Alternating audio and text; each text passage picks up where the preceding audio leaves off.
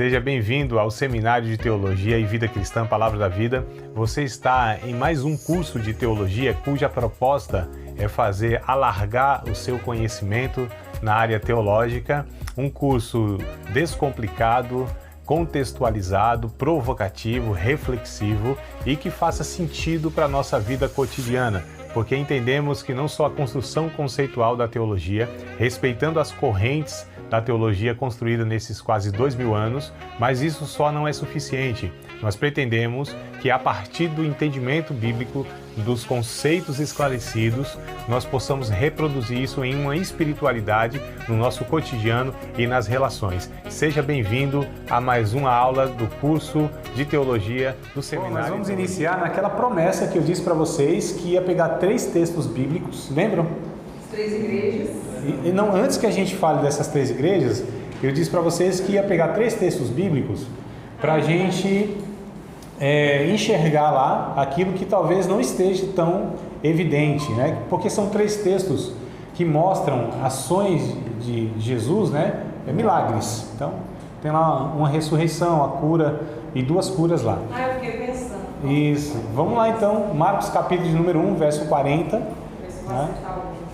Porque nós estamos tentando, amados, chamar a atenção, né, de vocês nessa matéria, pelo fato de que nós somos a Igreja de Cristo, que acreditamos na realidade do sobrenatural, dos milagres, da eternidade. Nós sabemos que a nossa vida, a finalidade última é nós estarmos vivendo para todo sempre com o nosso Senhor Jesus, né, na eternidade. Então nós acreditamos na realidade de seres angelicais, nós sabemos que existe uma realidade que transcende, né, toda essa realidade física, palpável, cartesiana, onde os olhos podem enxergar. Então a gente sabe de tudo isso. Marcos, capítulo 1, a partir do verso 40. Eu não vou ler não, só vou dar as referências e narrar as histórias para vocês, tá? Então, a primeira é a partir do capítulo 1, a partir do verso 40 do capítulo 1 de Marcos. Então o que acontece? Qual é a minha preocupação? Já que nós já acreditamos, sabemos de todas essas realidades, a minha intenção é chamar a atenção para aquilo que não é tão abordado, para aquilo que não é dado a ênfase, para aquilo que às vezes é até desconsiderado como sendo até espiritual, né? Que a gente é muito ensinado a estar dentro de igreja, buscando sempre o poder de Deus, né? Principalmente nós de linha pentecostal e tal, uns mais, outros menos, uns mais moderados. Então assim, isso para mim não precisa nem ser muito falado, porque isso é quase que um cotidiano. Então a gente precisa chamar a atenção para aquilo que é omitido, aquilo que é negligenciado e aquilo que é natural, porque eu acredito que Deus age no mundo muito mais pela via do natural do que do sobrenatural, porque o natural é até um cotidiano, a gente que não percebe, porque é natural, faz parte do dia a dia, mas há ações de Deus, né? A gente vai, em outras matérias, em outras situações, a gente vai discutir sobre essa questão. O capítulo 1 de Marcos, a partir do verso 40, narra lá um leproso. Esse leproso, como os leprosos da época de Jesus, eles não poderiam viver na sociedade, eles viviam fora da cidade, né? Fora dos limites. Então tinha alguns lugares lá que eles eram destinados, eles não entravam na cidade mesmo, tá? Porque a lei autorizava que se eles entrassem na cidade, eles poderiam até ser mortos. A lei de Moisés dizia que o leproso, vendo alguém chegando próximo dele, né, 100 metros, ele tinha que gritar, leproso, leproso, leproso, né, para avisar a pessoa que era um leproso, para a pessoa não se aproximar dele. E é interessante nessa passagem, com certeza, então, esse leproso, ele gritou para Jesus, né, leproso, leproso, e Jesus não se afastou, pelo contrário, Jesus foi ao encontro dele, né? Percebendo então que Jesus foi ao encontro dele, ele corre então até Jesus, se ajoelha e diz, bom mestre, se tu queres, bem pode me limpar. Ele de alguma maneira tinha ouvido falar de Jesus, porque ele não pergunta se Jesus pode, né, curá-lo, ele pergunta se Jesus quer curar, porque ele sabia que Jesus podia, por conta de outros milagres que com certeza Jesus tinha feito, tinha chegado aos ouvidos dele. O que me chama a atenção aqui então não é a cura. Jesus, ele exerce aqui um ato de humanidade, assim, ele expressa dois aspectos do fruto do Espírito que a gente chama de bondade e benignidade. Parece a mesma coisa, mas não é. Bondade é uma coisa, benignidade é outra, né? Gálatas 5:22 está escrito lá. Amor, gozo, paz, bondade, benignidade. Então são aspectos diferentes.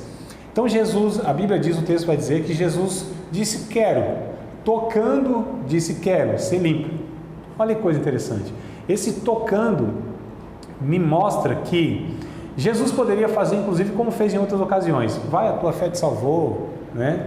Vai em paz. Ele não tocou em ninguém. Ele falava, teu servo pode voltar para sua casa lá que o servo vai estar curado. Então Jesus tinha esse poder. Por que ele não faz isso nessa ocasião? Porque ele toca nesse leproso, porque ele faz questão de fazer aquilo que ninguém teria coragem de fazer, né? Uma doença que era temida na época, a lepra. Ninguém tinha, de fato, a coragem de tocar porque era contagiosa e era mortal essa enfermidade. Mas Jesus faz isso. E aí eu fico pensando o que estava na mente de Jesus e o que estava inclusive na mente e no coração daquele leproso. Aquele leproso não sei se tinha filho, a Bíblia não fala, mas era filho, né? Nasceu de alguém, tinha uma mãe, um pai, devia teve, enfim. Irmãos, não sei. Tinha uma vida social, possivelmente antes de ser banido da sociedade. Mas quanto tempo aquele rapaz não recebia um abraço, um toque, um calor humano? Quanto tempo ele não tinha esse contato social? Olha que coisa interessante. Jesus poderia falar, vai então, mostra-te ao sumo sacerdote, você está curado. Jesus faz questão de tocar. Então a preocupação aqui de Jesus não é só curá-lo, é devolver para ele, inclusive, esse toque humano, né? Esse contato, essa relação, esse ato de humanidade, generosidade e esse ato humano mesmo que é o toque, né? Que é chegar próximo, que é estar com ele, não só na questão de operar o milagre, e sim de devolver para ele a alegria da relação com outro ser humano. Olha que coisa interessante. Então, por trás do milagre, há algo muito mais do que o milagre em si. Tem muitas pessoas, como eu disse, principalmente do meio pentecostal, o milagre parece que é o ápice da vida cristã. O milagre parece que é a finalidade última da relação com Deus. O milagre parece que é evidência, inclusive, da aprovação de Deus na vida de uma pessoa. Eu não sei se eu falei para vocês, foi para vocês que eu falei, mas tem um ditado que diz que o sábio aponta para a lua. Falei isso para vocês? Não. O sábio aponta para a lua, mas o tolo fica olhando o dedo do sábio. Não é? Então, isso a respeito dos milagres. Quando nós lemos João, capítulo de número 20, verso de número 31, Evangelho de João, capítulo 20, falando a respeito dos milagres, tá? Capítulo 20 de João, Evangelho, verso 30 e verso 31. O milagre não é pelo milagre. O milagre não tem finalidade para alcançar a necessidade de uma pessoa. Tá certo? Tem também, mas não é o principal. O milagre tem uma finalidade última, principal, que é essa que está escrita aqui em João capítulo 20, versos de número 30 e 31. Jesus, pois, operou também em presença de seus discípulos muitos outros sinais. No Evangelho de João, esse termo ele é usado aqui, não é nos outros, tanto quanto João, que são sinais. Sinais são marcas distintivas de Deus. Ou seja, o diabo não pode fazer algo parecido, não tem como a gente ficar em dúvida se aquilo é ação de Deus ou não. Sinais são marcas distintivas de Deus, tá? Então Jesus operou na presença dos seus discípulos outros sinais que não estão escritos neste livro. Agora uma coisa interessante, verso 31. Esses, porém, foram escritos para, então a finalidade. Qual a finalidade dos milagres? Para que creiais que Jesus é o Cristo, o Filho de Deus, e para que crendo tenhais vida em seu nome. Os milagres têm a finalidade de mostrar Cristo, de levar as pessoas a crer em Cristo. Essa é a questão. Então os milagres fazem o quê? Apontam para Cristo, e os tolos ficam olhando o milagre, não é? Então o que a gente precisa entender é que tudo o que é feito para que as pessoas se aproximem, conheçam e se relacionem com Cristo.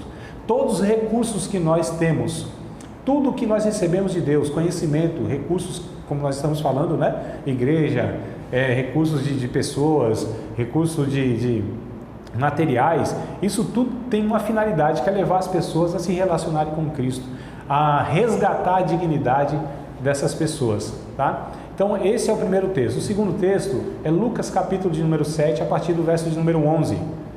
Esse eu acho bem interessante também, como tem lá um milagrão, né? Tem milagrão? Deve ter, né? Que tem uns que a gente considera mais milagre do que outros, né? Capítulo 7, a partir do verso 11, a partir, tá?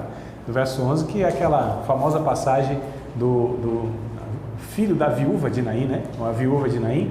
Então, olha que coisa interessante. Bom, vocês acredito que conhecem a história, por isso que eu estou aqui, né? Já indo direto no ponto.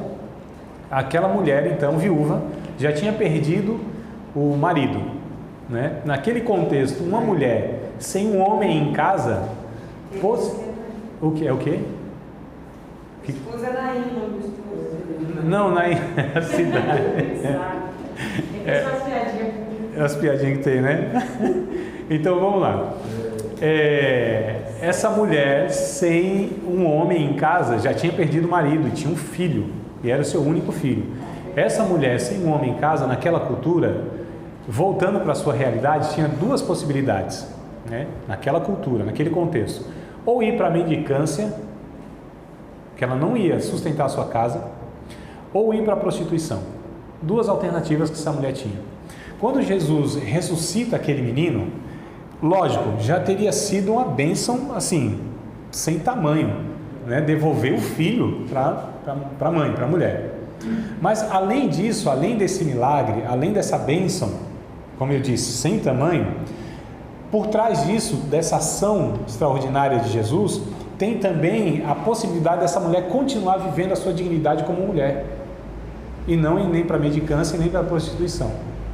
Olha que coisa interessante, a gente vê o milagre fácil, está lá, facinho no texto, mas a gente não vê esse contexto que está inserido na ação de Jesus, não só ressuscitando o morto, mas também dando essa possibilidade de que a mulher continue tendo a sua vida digna. Percebam, amados, como os milagres, eles são bem fáceis de enxergar, mas a gente não enxerga esse contexto, né? E aí o último texto que eu quero destacar para vocês, também Lucas, capítulo de número 8, é uma mulher que ela sofria também há muito tempo com uma enfermidade, né? Capítulo 8, a partir do verso 40, tá? Esse é o terceiro. Então, o segundo é só mesmo destacar Lucas também, capítulo 8, verso 40. Então, esse segundo ponto, bem rapidinho, bem pontual mesmo, né? Só para falar que existe, além desse o texto que traz o milagre, a narrativa, que está por trás de tudo isso. Por que eu estou chamando a atenção? Porque a gente lê o texto aqui e não considera a realidade, em que contexto foi escrito, qual era a cultura da época. Como muitas vezes a gente é displicente, né? A realidade na nossa vida, na nossa realidade, naquilo que a gente vive, a gente é muito alienado. Eu chamo de um triângulo que a gente se perde, o triângulo das Bermudas, né? Perdi os barcos lá. Então é casa, trabalho, igreja. Igreja, casa, trabalho, igreja. Casa, trabalho, igreja. Parece que a gente fica, né, igual, desculpa a comparação, não é que eu estou comparando ninguém como animal, claro que não, mas no zoológico a gente percebe que os animais eles fazem o mesmo movimento, né? Olha aí, ó. Já é o recreio? Pensei que era o recreio já. Não é, amados? Então a gente fica nessa vida quase que mecânica, automática, né? Casa, trabalho, igreja. Casa, trabalho, igreja. E a gente esquece, né, de uma realidade que é muito maior do que isso, muito maior. Então é por isso que eu estou chamando a atenção. Então nesse terceiro texto, melhor dizendo, Lucas, capítulo 8, verso 40, aqui há uma mulher, e eu peguei Lucas porque Marcos e Mateus não trazem esse termo aqui, tá certo? Essa informação que Lucas traz, que eu vou falar daqui a pouco. Essa mulher tinha então uma enfermidade, naquela cultura, naquele contexto, uma mulher que tinha um fluxo de sangue não poderia participar do culto, tá certo? Ela era impura, cerimonialmente falando, ela não poderia ir na igreja, contextualizando, né? Então, solitária em casa, socialmente essa mulher também era desprezada, era vista como uma pessoa impura, olha só. Então aqui Jesus não está preocupado apenas em sanar a enfermidade, a agonia física, né? Daquela mulher, que já era assim uma bênção muito grande, como eu disse, trazer a cura para a mulher, e o que Jesus fez. Então a mulher toca em Jesus, a multidão, e aí Jesus fala: quem me tocou? Não, Pedro disse: calma aí, Senhor, a multidão te apertando, você pergunta: quem te tocou? Não, eu conheci que de mim saiu virtude. O verso 47, Você acha que Jesus não sabia quem era a mulher? Será que não sabia? Sim, porque a multidão estava de fato, né? Talvez ele não enxergou. Será que ele não sabia? Ele sabia sim. Ele viu que a mulher, ele viu. A Bíblia vai dizer aqui que ele viu. Ele enxergou a mulher. Ele viu a mulher, só que ele quis mostrar para a multidão, para a sociedade, o que ele tinha feito. Ele queria devolver para aquela mulher também esse convívio social, essa dignidade de viver em comunidade. Olha só que coisa interessante. O verso 47 vai dizer: vendo a mulher, Jesus, né? Vendo a mulher que não podia ocultar-se, então ele sabia quem era, só que ele queria expor isso para a multidão. Aproximou-se e, tremendo e prostrando-se ante ele, declarou-lhe diante de todo o povo a causa por que lhe havia tocado e como foi logo sarada. Então ela declarou: eu tinha um fluxo de sangue que não se estancava, ou seja, ela declarou: eu era impura, mas agora, né, não estou mais. Então, o que eu acho interessante é isso aqui, que Jesus fez questão de mostrar para o povo. Podia, se a finalidade era só socorrer aquela mulher, só lhe dar a bênção da cura, então tranquilo, a mulher vai embora. Jesus, opa, não estou chamando glória para mim, não quero me exaltar, né? Mas não tinha essa finalidade. Então, por esses 3 textos, irmãos, eu percebo, eu vejo, entendo, né, que a Bíblia, ela nos ensina que nós devemos ir além dessa realidade espiritual, essa realidade eclesiástica, essa realidade de convívio de igreja, essa realidade de que nós nos relacionamos com Deus na ânsia ou de experimentarmos o milagre extraordinário, como se isso fosse um crivo de Deus sobre nossa vida, uma aprovação que eu sou ungido, que eu tenho comunhão com Deus, e aquelas besteiras todas que muitas vezes a gente quer apresentar. Não fala, mas, né, eu percebo que há essas coisas no ar e tal.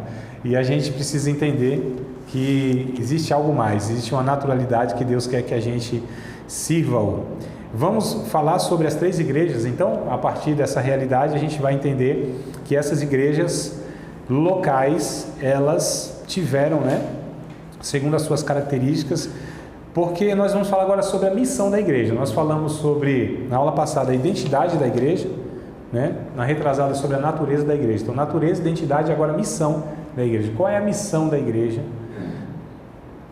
na realidade onde ela está inserida? Então, 3 igrejas que atuaram na sociedade. Falei para vocês de Jerusalém, Antioquia e na cidade de Éfeso, né? Então, vamos lá, a primeira que é Jerusalém. Atos, capítulo de número 2, versículos de número 42 ao 47. A partir desse texto, quero então trazer para vocês algumas informações desta igreja em Jerusalém. Atos, capítulo 2, versículos de número 42 até o 47.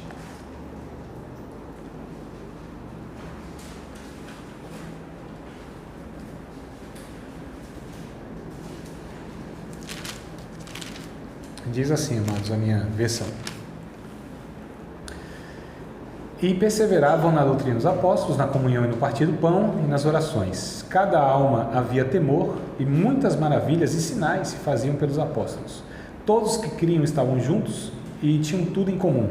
Vendiam suas propriedades e fazendas e repartiam com todos, segundo cada um tinha necessidade. E perseverando unânimes todos os dias no templo e partindo o pão em casa, comiam juntos com alegria e singeleza de coração, louvando a Deus e caindo na graça de todo o povo.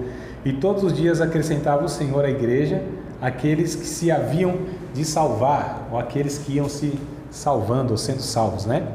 E então Jerusalém, ela tinha práticas, as práticas dessa igreja, anotei aqui, como um ministério desenvolvido com as viúvas daquela época, né? A gente vê isso em Atos capítulo 6, por exemplo. Atos capítulo 6, aqui surge inclusive o que nós chamamos hoje de ministério diaconal, né? Os diáconos aqui surgem essa organização na igreja nessa ocasião, porque havia uma demanda, e essa demanda era uma demanda cotidiana, atender as pessoas desamparadas. Isso aqui simples, né? Então os apóstolos viram esse importante negócio, o texto vai falar.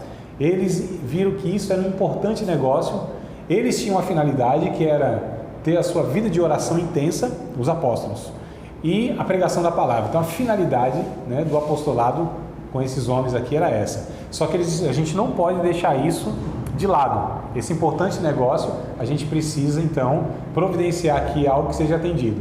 Então os apóstolos chamam lá a congregação e dizem, ó, vocês separem, a gente faz diferente, né? São os pastores, muitas vezes a diretoria que vai separando as pessoas para os ofícios, né? Aqui a gente vê que era a igreja que escolhia. Os apóstolos só deram o critério, tem que ser boa reputação, cheio do Espírito Santo, aquela coisa toda. Mas vocês que escolhem, dentre vocês aí, tá certo? Olha que coisa interessante, né? Parece que... Isso. E quem escolhia era a igreja, né? Porque hoje muitas vezes assim, vem a igreja que vem poder. A diretoria às vezes escolhe, o líder escolhe, ou os líderes escolhem a pessoa e falam, isso aqui vai ser o diácono, isso aqui vai ser o presbítero, isso aqui vai ser o pastor. E a igreja fala assim, mas a gente não reconhece essa pessoa como tal. Então assim, pode ser até dada, a gente chama de o poder, mas ela não tem autoridade. O poder é delegado, a autoridade ela é conquistada, né, pelas relações, pelo testemunho. Então a gente, vez por outra, tem essas questões que pessoas são empossadas oficialmente, mas a igreja rejeita, né? Isso é muito ruim para ambos. Mas vamos lá, que não é a questão essa aqui. O capítulo 6 aqui então mostra que essa igreja de Jerusalém desenvolveu esse ministério com as viúvas, tá? Essa vida em comum mesmo, com auxílios necessitados. Atos capítulo 20, verso 35, Paulo falando, né, a respeito dessa realidade. Capítulo 20, verso 35. Tendo-vos mostrado em tudo que trabalhando assim é necessário auxiliar os enfermos e recordar as palavras do Senhor Jesus, que disse, mais bem-aventurada coisa é dado que receber. Então havia essa característica nessa igreja na cidade de Jerusalém, tá? Alguns dizem que era a igreja mãe e tal, mas foi aquela que surgiu como primeira ali, né? E ela não tinha poder sobre nenhuma outra, também como a gente vê hoje, né? Essa estrutura em algumas denominações, que uma igreja tem poder administrativo sobre outras igrejas. Isso também parece que é algo muito esquisito, teologicamente falando, né? E aí o que acontece, amados? Aqui a gente percebe que essa igreja de Jerusalém, ela tinha essa preocupação, tá? Anotei algumas questões aqui para a gente observar. Esse ministério da palavra também, o ministério da palavra e também a integração das pessoas incentivavam, né, os que se envolviam com aquela comunidade, visto que muitos decidiram trabalhar. E a gente vai para Atos capítulo 4, pegar essas bases aqui e a gente desenvolve as características, tá? Atos capítulo 4, verso 32 ao 37. Tudo isso referindo-se à igreja de Jerusalém, na cidade de Jerusalém. Então, Atos 4, 32 ao 37 diz assim: E era o coração e a alma da multidão dos que criam. O que vocês identificam aqui, tanto no Atos capítulo 2 que a gente leu, como no Atos capítulo 4? Alguma daquelas características lá da igreja? Orar todo tempo. Oração, sim, também. Tem mais coisa aí. Oração, foi uma coisa identificada aqui, coisa boa. O que mais? Tinham tudo em comum, estavam juntos, repartiam, comunhão, coinonia. Lembra? Todos no mesmo propósito. Isso, unidade, né? Unidade. Vocês percebam, amados, como de fato, né, elas mostravam essas características, ou essa igreja aqui mostrava? Exato, tinham tudo em comum, estavam juntos, nada daquele que tinha era propriamente seu, né? Então a gente vê uma igreja que encantava, uma igreja que as pessoas, como nós lemos aqui no capítulo 2, as pessoas de fora, assim, viu essa igreja caiu na graça do povo. Mesmo aqueles que não, de alguma maneira, aceitavam o evangelho, mesmo aqueles que não participavam da igreja, né, pela mensagem, mas observava e glorificava a Deus. Falava, rapaz, esse povo aí de fato é interessante, né? A gente não quer não entrar para a lei dos crentes, no Nordeste diz assim, né? A gente não vai entrar para a lei dos crentes não, mas a gente reconhece que é um povo diferente. Olha que coisa boa, testemunho poderoso através de uma convivência harmoniosa, generosa, um povo que não vive para si. Então é bem interessante a gente ver o evangelho sendo pregado sem fala, sem anúncio, né? Sendo pregado como testemunho, que é muito mais poderoso. Já diz o ditado, mais vale uma ação do que 1000 palavras, né? E de palavras, nosso Brasil está cheio, né? O que falta talvez seja esse aspecto. Capítulo 4, verso 32, era o coração e a alma da multidão, os que criam. Ninguém dizia que coisa alguma do que possuía era sua própria, mas todas as coisas lhe eram comuns. E os apóstolos davam com grande poder testemunho da ressurreição do Senhor Jesus, e em todos eles havia abundante graça. Não havia, pois, entre eles necessitado algum, porque todos os que possuíam herdades ou casas, vendendo-as, traziam o preço do que fora vendido e o depositavam aos pés dos apóstolos. Repartia-se a cada um, segundo a necessidade que cada um tinha. Então José, cognominado pelos apóstolos Barnabé, que traduzido é filho da consolação, levita, natural de Chipre, possuindo a herdade, vendeu-a e trouxe o preço e o depositou aos pés dos apóstolos. Irmãos, a Bíblia nos ensina que a gente tem que fazer isso da mesma forma? Não, claro que não. Eu digo aqui como foi feito. Todo mundo que tinha casa, fazenda, as posses foi vendido, tudo, ficaram com nada. Entregaram para os apóstolos, vocês administram aí. Os apóstolos iam identificando quem não tinha, quem tinha, fazia a distribuição e eles viviam dessa forma. Certo? Olha só. Aqui tem um motivo, inclusive, que eles entendiam, esses irmãos, esses irmãos aqui entendiam que Jesus viria amanhã mesmo, assim, tipo amanhã, terça-feira, Jesus vai vir. Para que a gente precisa de tudo isso se o nosso irmão está passando necessidade aqui? Vamos vender esse trem aqui, vender, está aqui, distribui para o povo aí. Jesus não vem na terça, mas vai vir na quarta. Será que eles viviam igual os irmãos, por exemplo, assim, tendas, um só povo, igual a gente que convive ali, eles vivem num lugar só. Esse grupo aqui que nós lemos, do capítulo 2 e do capítulo 4, esse grupo específico, me parece que eles alguns venderam até a sua própria casa. E o que acontecia muitas vezes aqui, o que aconteceu naquele tempo, e Atos dos Apóstolos nos mostra, é que eles se reuniam mesmo em uma casa e ali eles cultuavam a Deus. Eles viviam mesmo, assim, diariamente, todos os dias. Inclusive a ceia, toda a refeição para eles era ceia. Depois eu digo assim, depois, mas não tão distante, eles começaram a celebrar a ceia só uma vez na semana. Todo domingo era ceia. A gente faz uma vez por mês, tem igreja que faz uma vez por ano. Mas eles, a princípio, toda a refeição era ceia para eles. Porque a presença de Jesus era tão poderosa, era tão real, que eles não tinham uma refeição comum. Todas as refeições eles davam graças. A comunhão era tão intensa, a presença do Espírito era tão densa, que eles cultuavam a Deus em todas as ocasiões. E as refeições eram a ceia para eles, E é interessante que, de fato, eles viviam muito juntos. Alguns largaram tudo e foram viver essa vida intensa, integral, inteira. Então, literalmente deixaram tudo como fizeram os primeiros apóstolos e foram viver. Agora, isso aqui é um texto narrativo histórico, descritivo. Não quer dizer que é uma regra para todos nós. Só está relatando aqui o que houve naquela época. A entrega, a intensidade que houve desses irmãos ao receber essa mensagem do Evangelho naquela ocasião. A ação do Espírito Santo era tão intensa, tão poderosa, que eles não queriam saber de outra coisa a não ser viver ali de fato em comunhão com os irmãos, adorando a Deus, compartilhando o Evangelho. E para que precisavam das outras coisas? Se a promessa que Jesus viria, eles criam piamente nisso. Nós que vamos deixando muitas vezes essa promessa, mas rapaz, desde que eu me entendo por gente, minha avó já falava que o mundo está acabando, que vai acabar e que Jesus vai voltar aí.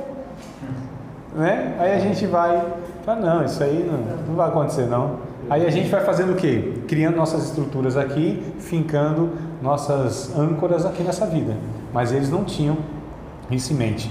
Viviam sim, a grande maioria, ou esse grupo aqui, de alguns milhares de irmãos aí, viviam dessa forma, literalmente. Mas a Bíblia não está dizendo para que a gente faça a mesma coisa, que venda tudo que a gente tem. Algumas igrejas, usando de má fé, fazem essa manipulação e alguns fazem, as pessoas fazem isso mesmo, E o que acontece? Mas o princípio, sim, ou seja, da generosidade, do desprendimento, de entender que o que nós temos como recursos não é só para nós e tem que ter uma finalidade. A mordomia cristã é uma matéria da teologia, inclusive. O pastor falou ontem, Nathalie, na questão da economia, não sei se foi o termo que ele usou, mas foi algo bem parecido assim, Ou seja, o que nós temos, amados, não é nosso propriamente. O que nós temos, nós precisamos partilhar de alguma maneira. E é interessante que essa igreja se preocupava muito com as viúvas, com os órfãos, com os necessitados. A igreja de Jerusalém tinha essa ação social, Então isso não é novidade, não é algo que a gente está propondo porque vamos aqui reinventar a roda. Não, isso é desde sempre. A igreja de Jerusalém já mostrava essa característica, né? E aí de cuidar. E por essa vida, então, muitos se envolviam, porque de fato, irmãos, quando a gente entende, quando a gente se envolve com esse aspecto humano, né, do Evangelho, vamos dizer assim, a gente se torna tão sensível, a gente se torna tão humano, porque tem gente que acha que a espiritualidade é você deixar de ser humano e se tornando quase um anjo, né? Tão espiritual que vai daqui a pouco criar umas asinhas assim por trás das costas, uma auréola na cabeça. Não, a Bíblia diz que quanto mais espiritual eu sou, mais sensível eu sou às necessidades da humanidade.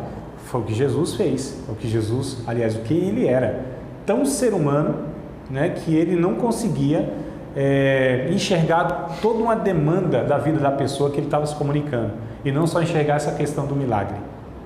Então, toda vez que ele fazia um milagre, ele fazia questão de falar a cura no espírito, na alma e no corpo da pessoa. Ele sempre falava algo em relação, né, ao corpo, ao físico da pessoa. Em Marcos, Evangelho de Marcos, me parece inclusive que é a mesma passagem de Lucas que nós lemos, mas em Marcos aqui tem uma expressão no capítulo 5, é a mesma passagem, tá? É que aqui em Marcos eu anotei no verso 34, né, essa expressão, inclusive eu tinha pesquisado na língua grega, ou seja, naquela que Jesus falou mesmo, né? E aí por isso a gente tem uma compreensão um pouco mais aproximada, tá? O verso Marcos capítulo 5, verso 34 é a mesma passagem, é a mesma ocasião que nós lemos em Lucas capítulo de número 8, verso 40 em diante, né? Ou seja, essa mulher que tinha um fluxo de sangue. Jesus diz assim, e ele disse: filha, a tua fé te salvou, vai em paz e ser curada deste mal. Esse termo salvou aqui, né, sozen, né, vem de soter de salvação mesmo. Então quando Jesus diz assim, a tua fé te salvou, ele está dizendo que vai porque a tua fé te salvou de tudo que pode arruinar a tua vida ou a vida de alguém nessa vida e na futura. Então a salvação que essa mulher encontrou ali em Cristo não foi só a salvação eterna da sua alma, mas a salvação, livramento que ela teve daquilo que podia arruinar, o que estava arruinando a vida dela nesta vida, nessa realidade que era aquela enfermidade. Percebam que a salvação então ela é integral. A salvação não é só da alma, vamos ganhar as almas para Cristo, né? As alminhas. A gente podia ser aí mais ou menos uns caça-fantasmas, né? Só as almas. Não, amado. Essa ideia é trabalhada de uma maneira muito equivocada, né? As almas. As pessoas não são almas. As pessoas, inclusive, são seres humanos, né? Nós estamos passando por uma experiência humana para sermos seres espirituais, ou nós somos seres espirituais passando por uma experiência humana? Somos seres espirituais, passamos por uma experiência humana. Será? Vou tomar um golinho aqui de água. Molhar as palavras aqui para elas saírem mais fluidas. Olha só a impressão que nós temos, né? Que somos seres espirituais passando por uma experiência humana para depois na eternidade então darmos a continuidade daquilo que éramos, porque de lá viemos e para lá vamos, né? Viemos do céu. Não é o que está na cabeça nossa? Oi? O único que teve essa lógica Jesus mesmo falou, Tá, mas será que é isso mesmo? Vamos ver aqui. O que eu entendo da Bíblia, e aí vou pegar alguns textos com vocês aqui, por exemplo, do 1 Coríntios capítulo 15, né? Não vou ler agora, mas só para ter a referência. O meu entendimento dessa realidade é o seguinte: nós somos seres humanos, estamos passando uma experiência espiritual, porque na eternidade nós daremos continuidade à nossa humanidade, porque na eternidade nós continuaremos a sermos seres humanos, inclusive com corpo. É o que 1 Coríntios vai dizer. Não é esse corpo físico, mas é um corpo que nós teremos lá. O ser humano, ele veio para ser resgatado pelo maior humano que já pisou nessa terra, que é o Jesus. Inclusive nós somos e fomos salvos não pelo Cristo, e sim pelo Jesus. Não é que são duas pessoas, é a mesma pessoa. 1 Timóteo capítulo 2, versículo de número 4 e o verso de número 5, vai dizer que Deus quer que todos os homens se salvem e venham ao conhecimento da verdade. Nós temos o verso 5, o único mediador entre Deus e os homens, Jesus Cristo, vírgula, homem. Nós somos salvos pelo humano Jesus. Ele não tomou a descendência dos anjos, como diz Hebreus capítulo 2, mas a descendência de Abraão, para que em tudo participasse, né? Então é interessante, amados, nós entendemos que o ser humano continuará sendo ser humano na eternidade. Segundo aos Coríntios, capítulo 5, verso 17. Os que estão em Cristo é nova criação. Olha só, outra criação. Cristo é a primícia, o ser humano, inclusive, que alguns entendem, que permanece no céu.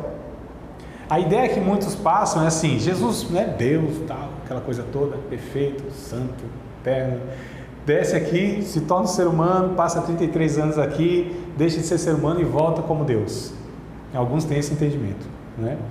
Eu entendo que Jesus, quando ascende ao céu, ele leva consigo a natureza humana. Nunca deixou de ser Deus, continua sendo Deus, porém agora com uma outra realidade. Ele leva consigo. Hebreus vai tratar disso. Que ele intercede por nós, ele leva a natureza humana. Olha só que coisa interessante. É um pensamento teológico, né? Claro que vocês são obrigados a pensar dessa forma. Mas Jesus, ele leva essa natureza humana com ele, porque nele Deus, a Trindade, está recriando a humanidade. O Adão não deu conta. Hebreus não. 1 Coríntios 15, que eu citei para vocês, né, relata todas essas questões. Então teve o primeiro Adão, alma morrente, alma que morria. O segundo Adão, alma, espírito vivificante. Tal como fomos no Adão, tais seremos no Jesus. Como passamos essa experiência com Adão e ele se degenerou como ser humano, ele se corrompeu como ser humano, deixou de ser o ser humano, a imagem e semelhança que ele foi criado de Deus, veio Jesus como ser humano perfeito, o verdadeiro ser humano. A gente diz que Jesus são os dois paradigmas que a gente tem, porque nós perdemos a noção de como seria o ser humano. Quem que nós temos assim na história da humanidade para a gente falar, não, esse aqui é um ser humano, que esse ser humano deve ser seguido, é o modelo, é o exemplo. Quem nós temos? Adão não foi, a gente sabe. Só Jesus. Nenhum outro foi. Por quê? Nenhum outro permaneceu. Aliás, a partir de Adão, todos foram gerados à semelhança de Adão. Então Adão não permaneceu o ser humano que foi criado, perfeito, não é? Ele se degenerou, ele se corrompeu, foi desconfigurado. O Evangelho, a proposta do Evangelho é fazer isso, é reconfigurar, é recriar, é regenerar esse ser humano que foi se perdendo e o declínio, né, que não para. Então assim, a gente fala assim, não, ser humano, tá. Aí quando o cara comete uns atos assim horríveis, e fala, não, o ser humano, isso é um animal. A gente não usa essas expressões. Agora, quando mas assim, um ato que horrível, tipo assim, estuprou uma criancinha, espancou um idoso, cego, deficiente, estuprou uma mulher, a gente fala, isso é um demônio. São as expressões que a gente usa? Ser humano, animal, demônio. Olha o declínio. Quem é o demônio? Ou quem são os demônios? São seres que foram criados por Deus, também na santidade, mas eles inclusive têm um corpo em glória, né, sem glória nenhuma. É por isso que eles são feios. Não estou falando esteticamente. Os demônios são feios e horríveis porque eles não carregam mais nenhum resquício mais da santidade de Deus. Por isso. Tanto é que na eternidade, os seres humanos, sem Deus, eles vão ser reconhecidos como um bicho e um verme, é o que diz Apocalipse, lá no fogo eterno, né? O verme, o fogo não se apaga, nem o bicho, nem o verme morre. Quem é esse verme e esse bicho? É o ser humano que passou a sua história rejeitando Deus, e agora Deus não vai jogar jamais a sua imagem e semelhança na eternidade no fogo eterno, mas vai arrancar desse ser qualquer semelhança da sua natureza. A sua aparência será como de um demônio, um bicho ou um verme. Seu espírito, por isso que fala que o espírito volta para Deus? Não, serão espíritos também, O ser humano é espírito, é alma e é corpo, não é? No céu, a gente vai ser o quê? Alma, espírito e corpo. Porque a alma sem o corpo é fantasma. E o corpo sem alma é defunto. No céu a gente não vai ser nem defunto nem fantasma. Isso que é o ser humano. O que é o ser humano? É essa parte, né, espiritual e corpo. Ou material e imaterial. Só que lá a matéria não é essa matéria daqui, mas tem uma matéria lá. Enfim, isso aqui eu estou entrando em outras matérias, né, da teologia, por isso talvez... Por isso que eu falo que o espírito, eu vou na outra parte. O seu espírito tem uma alma e habita nesse corpo como uma casa. Sim, e esse corpo, ele não vai ser reconstruído? Recriado. Isso então. Então esse corpo aqui, junto com a alma e o espírito, é o ser humano. Então na eternidade continuaremos ser seres humanos, porém perfeitos, plenos, totalmente resgatados e redimidos. O resgate fala do pecado e a redenção fala do corpo. Então essa é a ideia que a gente tem. Então quanto mais próximos de Deus, mais seres humanos nós nos tornamos à semelhança de Cristo. Porque em Cristo nós temos o paradigma de ser humano. O ser humano como deveria ser e Deus como era. Reconhecer Deus? Olha para Jesus. Quer saber como de fato um ser humano deve ser? Olha para Jesus. Ele é a referência dos dois, né? Que é a dupla natureza de Cristo, que para nós é um mistério. O que eu quero dizer é quanto mais espirituais nós somos, mais sensíveis nós somos, mais humanos nós somos, mais nos relacionamos, mais nós nos identificamos com a dor do próximo, mais humanos nós somos. Então a igreja de Jerusalém entendeu isso e tinha essa característica dessa ação social. Não é assistencialismo, não é filantropia que nós estamos falando. Nós estamos falando de nos identificarmos com o ser humano, por ser ser humano. Como eu disse na aula passada, muitas vezes a gente faz o evangelismo de emboscada, né? A gente quer trazer gente para a nossa religião, para a nossa denominação, e se as pessoas não aceitarem essa mensagem, a gente não auxilia mais. Isso é o quê? É uma hipocrisia, é um interesse que a gente tem, né? Interesse, eu digo, não genuíno, porque nós temos que ter interesse pelo ser humano pelo fato de ser ser humano, semelhança e imagem de Deus, não porque ele vai aceitar a mensagem do evangelho. Já pensou se Jesus curasse, abençoasse, expulsasse o demônio só daqueles que aceitassem a mensagem? Já pensou, irmão? Né? Então por aí a gente vê que tem alguma coisa muito equivocada em alguns pensamentos. Bom, então a igreja de Jerusalém, ela atuava na sociedade com essas características. Atos capítulo de número 11, a gente vai falar de uma igreja na cidade de Antioquia, então já é outra cidade, né? Outra igreja, capítulo 11 de Atos. Inclusive, foi aqui nessa ocasião que pela primeira vez os discípulos de Jesus foram chamados de cristãos. Até então eles não eram chamados, reconhecidos, né, como cristãos.